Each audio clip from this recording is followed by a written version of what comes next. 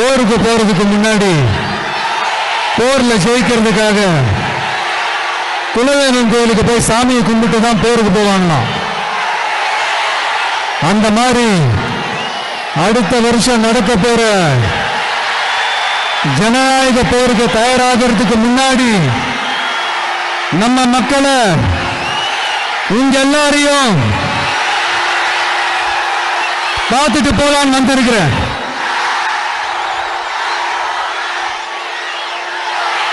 ஒரு சில மண்ணை தொட்டா ரொம்ப நல்லது, சில நல்ல காரியங்களை இந்த இடத்துல இருந்து தொடங்கினா நல்லதுன்ட்டு இந்த பெரியவங்கெல்லாம் சொல்லி நம்ம கேள்விப்பட்டிருப்போம் இல்லையா? அந்த மாதிரி திருச்சியில தொடங்கின எல்லாமே திருப்பு முனையா அமையும்னு சொல்லுவாங்க. அதுக்கு நிறைய எக்ஸாம்பிள்ஸ் இருக்கு. லைக் அறிஞர் அண்ணா அவர்கள் முதல்ல தேர்தலில் நிக்கணும்னு நினைச்சதே திருச்சியில தான். நான் சொல்றது 1956. அதுக்கப்புறம் புரட்சி தலைவர் எம்ஜிஆர் அவர்கள் அவருடைய முதல் மாநில மாநாட்டை நடத்தினதும் திருச்சியில தான்.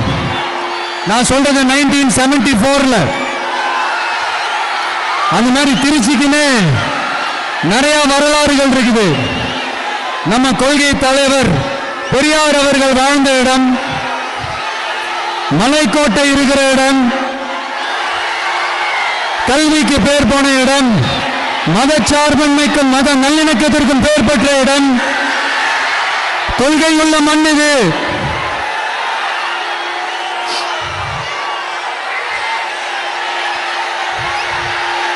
அது மட்டும் இல்ல, இன்னைக்கு உங்க எல்லாரையும் பார்க்கும்போது மனசுக்குள்ள ஒரு பரவசம், ஒரு எமோஷனல். போருக்கு போறதுக்கு முன்னாடி போர்ல ஜெயிக்கிறதுக்காக குலதெய்வம் கோயிலுக்கு போய் சாமியை கும்பிட்டு தான் போருக்கு போவாங்களாம். அந்த மாதிரி அடுத்த வருஷம் நடக்க போற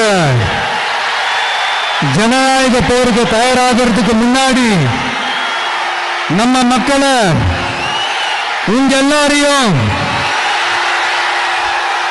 பார்த்துட்டு போலான்னு வந்திருக்கிறேன்.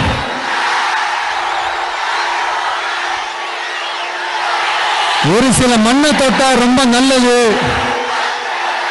சில நல்ல காரியங்களை இந்த இடத்துல இருந்து தொடங்கினா நல்லதுன்ட்டு இந்த பெரியவங்கெல்லாம் சொல்லி நம்ம கேள்விப்பட்டிருப்போம் இல்லையா?